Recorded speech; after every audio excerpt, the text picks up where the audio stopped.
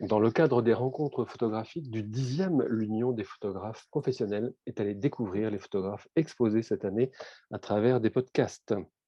Donc, on accueille Daniel Mebarek et Livia Melzi. Bonjour à tous les deux. Bonjour Bonjour. Adam. Alors, je vais vous présenter. Daniel, vous êtes né en 1993. Vous êtes un artiste bolivien et vous vivez et travaillez à Paris. Votre pratique artistique porte sur la relation entre archives, mémoire collective et écriture de l'histoire. Vous êtes diplômé de Sciences Po Paris, de la London School of Economics et du département de photographie de l'Université Paris 8, Vincennes-Saint-Denis. Votre travail a été publié dans de différents magazines à l'étranger, Photofilmix au Canada, entre autres, le Paper Journal, Humble Arts Foundation aux USA, Bala Magazine aussi en Argentine. Il a également été sélectionné par la Fondation Aperture pour l'exposition de groupe intitulée Information au musée Photographiska à New York en 2020. Et alors, en 2022, vous serez en résidence à la Cité internationale des arts de Paris. Livia Melzi, quelques mots aussi sur vous. Vous êtes né en 1985, vous êtes océanographe de formation, vous êtes titulaire d'un master en photographie et art contemporain de l'Université Paris 8 Vincennes-Saint-Denis et vous avez été artiste résidente à l'école ENSP. L'ENSP, c'est Arles, hein, c'est ça? C'est ça. C'est ça. Votre pratique se concentre sur le terrain de l'archive, de la mémoire et de la construction de l'identité brésilienne à partir d'images documentaires réalisées par les Européens.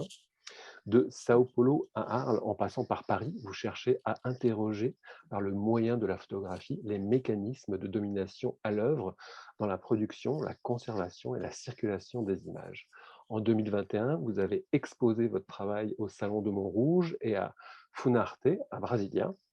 Vous allez bientôt participer à la résidence artistique Lab Verde en Amazonie pour continuer votre recherche sur les manteaux. Et là, je vais vous demander de prononcer le mot, parce que moi, je vais peut-être mal le prononcer, sur les manteaux. Donc, Tupinamba. voilà, exactement. Je préférais avoir, je dirais, votre intonation sur ce mot. Alors, justement, Livia, si vous permettez, on va commencer par vous. Est-ce que vous pouvez présenter et un petit peu expliquer la série qu'on va pouvoir découvrir aux rencontres photographiques du 10e? Ben oui, avec plaisir. Donc, pour les rencontres de 10e, j'ai choisi, un extrait, on va dire, d'une, photographique d'un projet que j'ai commencé depuis presque 4 ans Mhm, autour des manteaux Tupinamba. mhm, Donc c'est des artefacts sacrés qui ont été utilisés pour cette tribu qui habitait dans la côte du Brésil au tout début de la colonisation et qui a été exterminée très rapidement. mhm. Donc aujourd'hui, on a les descendants de Tupinamba, mais la communauté, comme elle existait, bien sûr, elle n'existe plus. D'accord. Et donc moi, j'ai parti de cette, je veux dire objet, mais c'est un artefact, donc de cet artefact Mhm, sacré, mhm, parce que au Brésil, il n'y a aucun. Ils sont tous, il n'y a que 11 au monde, ils sont tous en Europe. mhm, Et mais nous, on connaît les histoires, on connaît cet objet à travers les images, donc mhm. des peintures, des photographies, à travers cette circulation d'images. Et bah, il y a 4 ans, je m'ai mis à faire une recherche pour aller voir ces artefacts dans les musées et pour comprendre, voir aussi les photos faites par les musées, Mhm.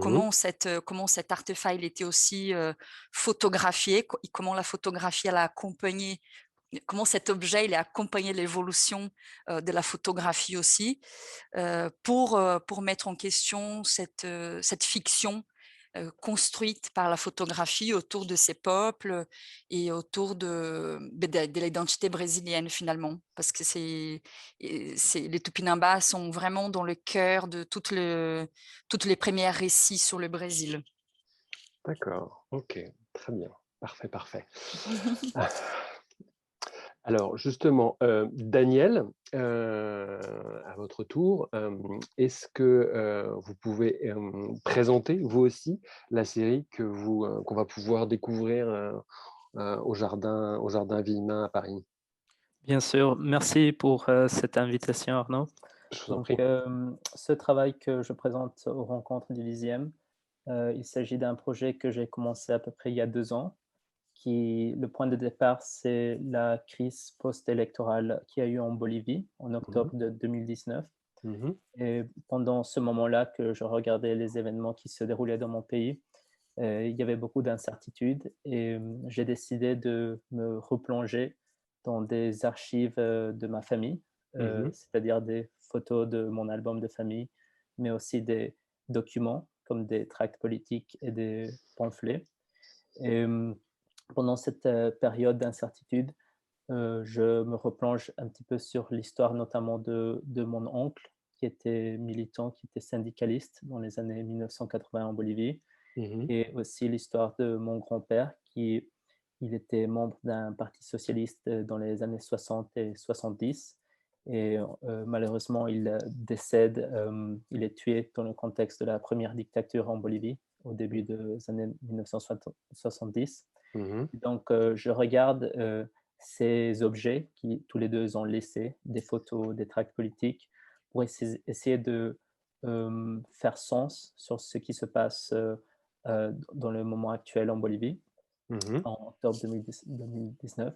Mmh. Donc, je m'intéresse à activer ces archives, et cette activation d'archives personnelles, je le fais à travers le moyen du cyanotype, que c'est un procédé photographique, assez ancien. C'est un des premiers procédés photographiques qui consiste à, exposer sur, un papier en utilisant la lumière du soleil, hem, ces documents, ces images que j'ai recueillies et après, une fois qu'on passe, le papier dans l'eau, il devient bleu Mmh.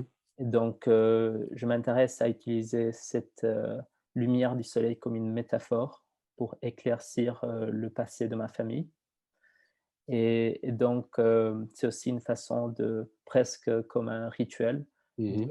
remémorialiser ces objets.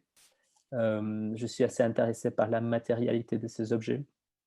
Donc, je combine cette série de cyanotypes que j'ai réalisés, qui consiste de photos de famille et de différents documents, avec des photos que j'ai réalisées pendant les 2 dernières années lors de mes visites en Bolivie Mmh. et c'est des photos que je réalise, de ma famille. Il y a quelques portraits de mes membres de famille, mais aussi de la ville où j'ai grandi, La Paz et donc j'essaie de montrer aussi quelques vestiges et quelques traces de la crise politique qu'il y a eu en octobre 2019. J'ai notamment pris des photos quelques mois après et alors que la crise n'était plus présente, il y avait encore quelques traces dans Quelques l'espace traces, public. ouais, ouais, C'est bien ça sûr, bien et sûr. donc je m'intéresse à montrer un petit peu ces éléments qui restent dans l'espace public et voilà, c'est un travail qui est encore en cours et que je vais continuer à développer et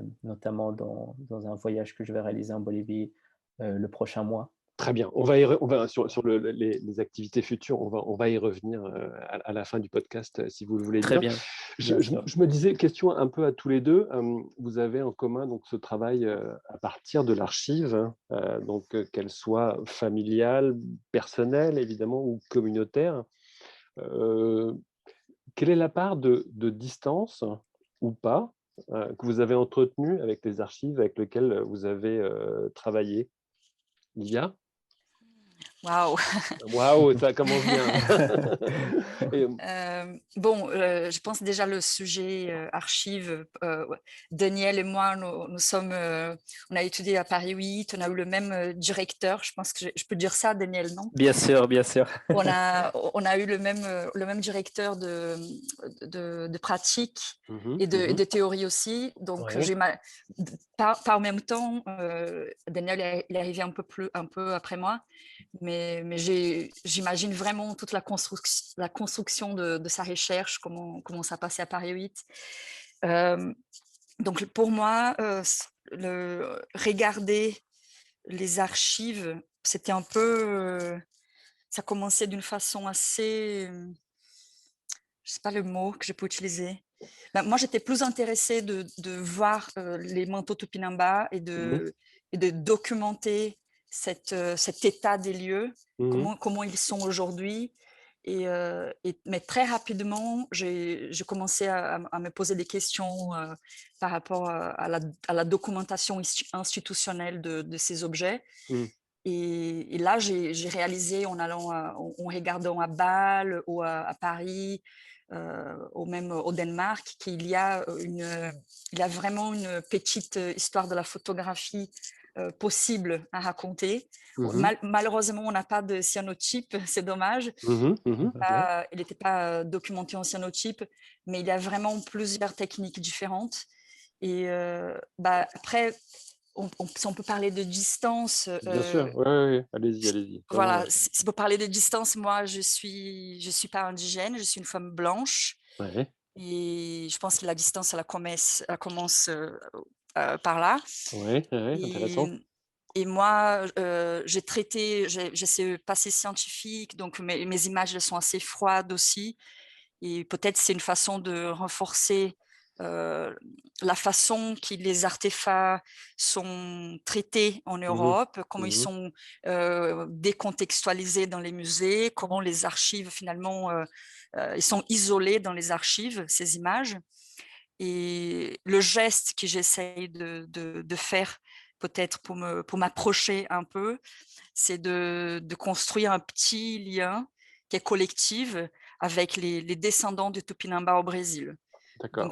Donc là, depuis quelques mois, presque un an, je suis en train de me communiquer avec une leader Tupinamba qui s'appelle Célia. Mmh mh. Et elle est en train de reconstruire les manteaux à travers les images. Donc elle a visité le musée de Quai Branly, elle a Oui. vu le manteau Tupinamba qui est conservé là-bas, Mmh mh.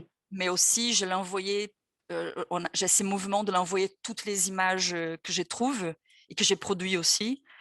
Et à travers ces images, elle est en train de reprendre ses savoir-faire. Donc, D'accord. là, il y a plusieurs couches pour parler des distances, Ouais, ouais, ouais, très intéressant. Ouais. mais je pense que pour Daniel, c'est quelque chose de beaucoup plus proche parce que ça parle de sa famille déjà. Daniel?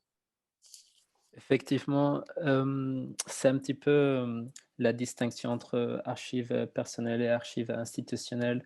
Dans Mmh mon mh. cas, il s'agit d'objets de personnes qui ont décédé de ma famille, donc il y a une proximité assez importante, bien sûr, et d'une certaine façon, même le titre, de ma série qui s'appelle «La lutte continue», Mmh c'est mh. une façon de rendre hommage, à la lutte de mon oncle et de mon grand-père, ces luttes, du passé et comment ils peuvent faire écho dans les luttes du présent, dans les contextes, boliviens qui restent, assez, polarisés. Mmh mh. Et bon, en parlant de la proximité aux archives, je pense que, il y a j'ai une fascination vers vraiment l'objet, la dimension matérielle Mmh des mh. archives. Il y a une historienne, française, Arlette Farge, qui parle d'un goût des archives. Elle parle, un petit peu de cette côté haptique, voire, même sensuel, de Mmh toucher mh. les archives et c'est quelque chose qui m'attire, vraiment beaucoup, et que j'essaye de mettre en avant, notamment à travers l'utilisation du cyanotype. Mmh mh. Et quand je réimprime, quand je, réinterprète, les archives de ma famille, je les fais à la même échelle de l'archive originale. Donc les D'accord. tirages, sont des tirages assez modestes, où Mmh on mh. voit une photo d'identité que c'est vraiment très petit, comme une photo d'identité de vrai. Mmh mh. Mmh mh. Donc il y a certainement, voilà, une fascination par la matérialité des archives et bien sûr, une proximité, assez importante vis-à-vis, le contenu des archives et de ces images-là. Je comprends. Livia, depuis ses débuts, la photographie, a été utilisée pour des fonctions de classification. Et est-ce que d'une certaine manière, vous êtes pas réapproprié ces fonctions en les détournant un peu? Oui, oui, oui, oui.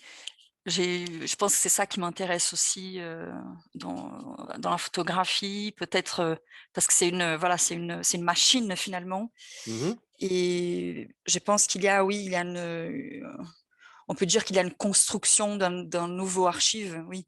Eh Parce oui, que je suis en train de construire les images, mais aussi de reconstruire, de mettre en question aussi ces mécanismes de classification, d'organisation et mais de regarder, je pense que pour moi, le geste de aller dans les musées, de faire la demande, de me confronter aussi avec, les barrières parce qu'il y a beaucoup de barrières pour voir ces artefacts, regarder les archives.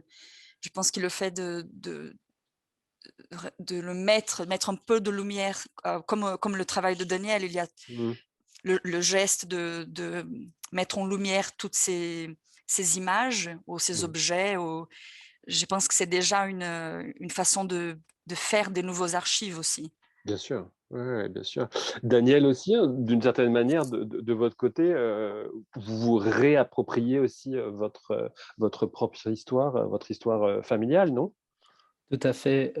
Déjà, dans la façon comme je réimprime les images, je Mmh. choisis parfois de modifier certains éléments. Soit Mmh. j'ai une image où j'enlève quelques éléments dans la photo pour isoler ce qui m'intéresse dans la scène, ou dans d'autres exemples, je enlève l'image tout simple et je reste avec que les bords de la photographie d'archive. Donc il y a certainement presque une fiction qui se construit à partir de ces documents qui sont réels, et donc dans ce sens-là, presque comme un autre archive qui se crée, non? Mmh mh. Est-ce que, justement le fait d'utiliser plusieurs techniques, que le cyanotype bien sûr et votre scénographie, Livia, est-ce que ça rend les choses, est-ce que ça rend votre travail plus immersif, hein? Mmh moi, je pense pas. Dans ces cas, je pense qu'il y a un potentiel, oui, Mmh mh. mais pour cette expo, précisément, Non. ouais, je pense qu'il y a eu la scéno déjà, elle la met un peu à plat, pas d'une façon négative, mais Non, non, non, bien on a sûr. Ouais, ouais. on a tous le même espace, plutôt le même espace, le même format Mmh mh. Mmh. et après, je pense que le fait qu'ils sont exposés dans un endroit public, Oui. oui, et là, je trouve que c'est ça que c'est intéressant, dans cette expo. Pas forcément la scéno ou comment ces images sont immersives ou pas, mais le fait elles sont ouvertes. Mmh. Et moi, ça m'intéresse.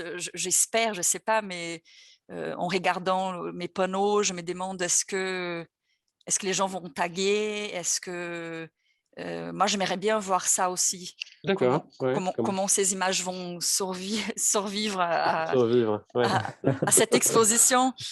Moi, j'aimerais bien parce que là, oui, là, on a une rupture de distance, qui ça va être pour moi, ça va être très, très intéressant. Donc j'invite les gens à à vraiment à taguer, je sais pas, à s'approprier aussi peut-être de cet D'accord, espace. Je pense que c'est intéressant.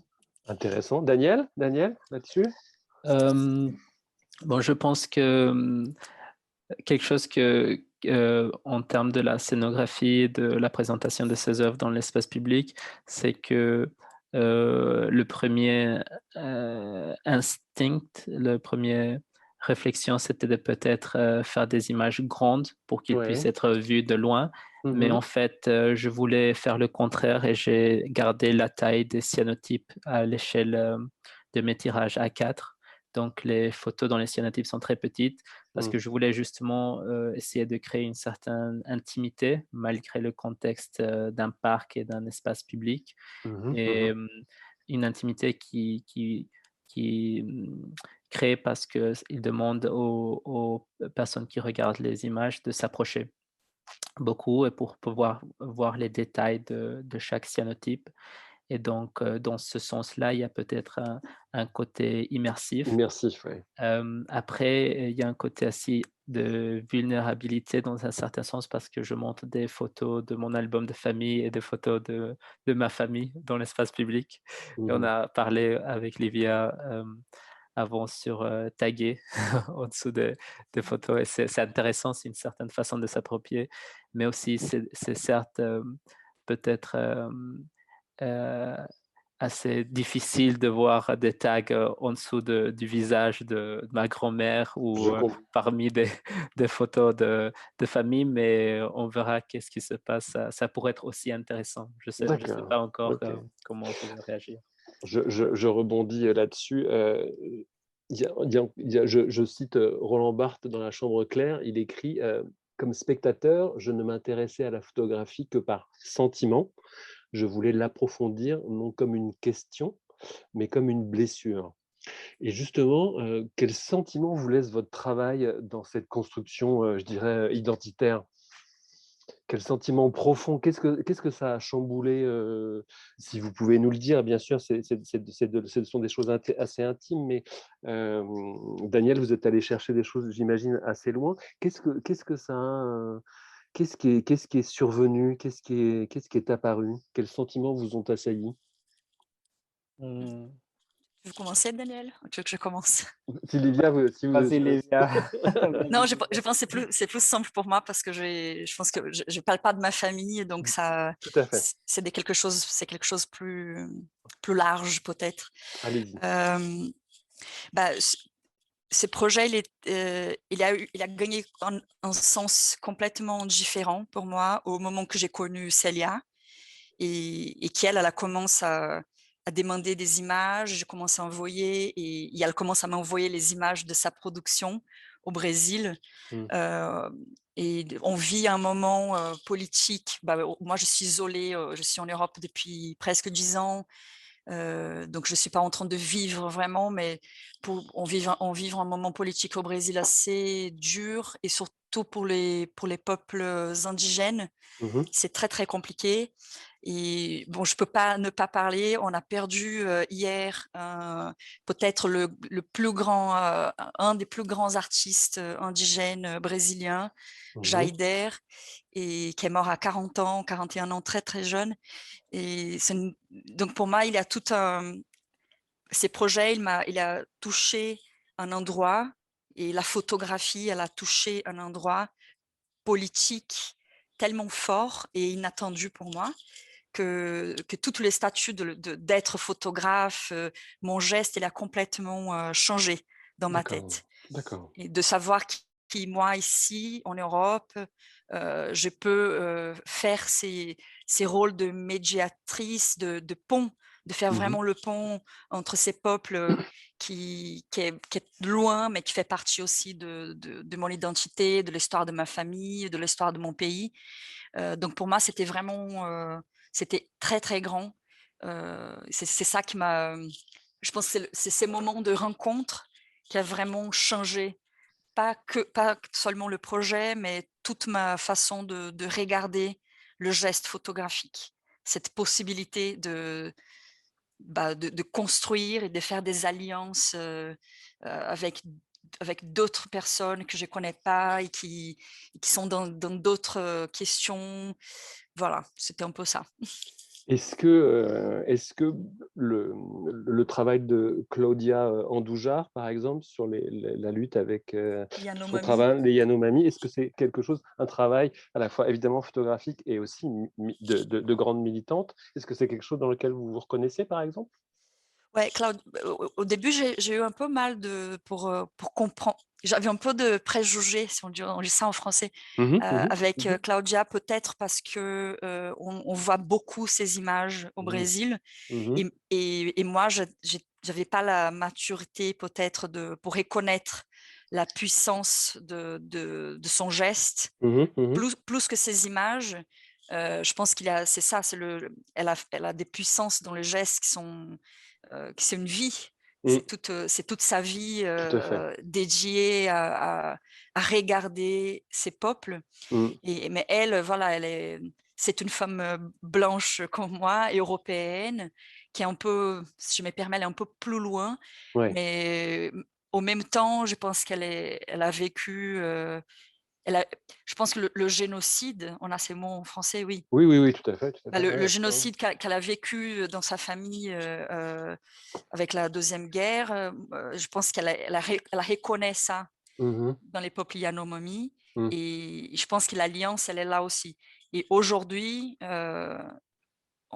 après avoir été un peu plus proche du travail de Claudia, de comprendre un peu plus son parcours, ses gestes et la dimension de ses gestes, je pense que c'est euh, c'est une inspiration énorme. C'est une femme incroyable. Mmh. Elle est plus qu'une artiste, plus qu'une militante. Elle habite plusieurs endroits différents. Tout à fait, ouais, ouais, tout à fait. Daniel, est-ce que, sur ce sentiment qui vous ont traversé dans votre travail à travers cette construction identitaire? De mon côté, je pense que ça m'a travailler sur cette série, qui est très personnelle, m'a permis un petit peu de me confronter vers, cette romantisation de de l'histoire de ma famille et un petit Mmh. peu du militantisme de mon oncle, de mon grand-père, une romantisation de la gauche, un petit peu traditionnelle, et comment, dans un moment où, en Amérique latine, la gauche a été au pouvoir pendant plus de 10 ans, et maintenant c'est une gauche qui s'essaye de réformer et aussi se désinstitutionnaliser. C'est-à-dire, trouver des gauches en dehors des partis de gauche traditionnels, comme dans des pays comme la Bolivie ou en Équateur ou dans d'autres pays. Mmh. Et je pense que ça m'a permis un petit peu de voir un petit peu ça, comment est-ce qu'on romantise un petit peu les luttes latino-américaines de gauche, Mmh. celles du Mmh. passé, et comment est-ce qu'il faut avoir un regard critique, aujourd'hui sur ces gauches traditionnelles, en vue de nouveaux groupes qui sont un petit peu dans la, je dirais, dans la avant-garde de causes progressives, que cela soit le mouvement féministe en Amérique latine, que c'est un des mouvements les plus forts qu'il y en a, et Mmh. aussi le mouvement indigène. Mmh. Comme Livia l'évoquait dans le contexte brésilien, la population indigène en Bolivie est extrêmement importante. Plus de 60% de la population se identifie comme indigène, que c'est le taux le plus élevé en Amérique latine. Mmh. Donc, la question indigène, la question féministe sont des questions, voilà, qui commencent à avoir une ampleur importante en Amérique latine et qui ne font pas partie des débats de gauche traditionnels, disons, du passé. D'accord, très bien, très bien. Bon, on arrive presque à la fin. Vos photographies, en tout cas, sont, je dirais, éminemment, politiques et dans tous les cas témoignent d'un engagement. Quelle suite allez-vous donner, à ces projets, tous les 2? Livia? Bon, moi, je viens de présenter un autre extrait, Mmh. un glissement de cette recherche au Salon de Montrouge. D'accord. J'ai eu le Grand Prix du Salon, donc Ah! ouais, Félicitations. merci. Donc c'était une installation sur l'anthropophagie, Mmh. donc voilà, geste rituel lié au manteau Tupinamba, à cette communauté, mais aussi un mot qui traverse toute la pratique artistique brésilienne depuis les années 20, depuis le modernisme brésilien. Mmh. Et pour moi, ça va être, je pense que c'est le mot qui va commencer à me guider, qui va guider ma pratique.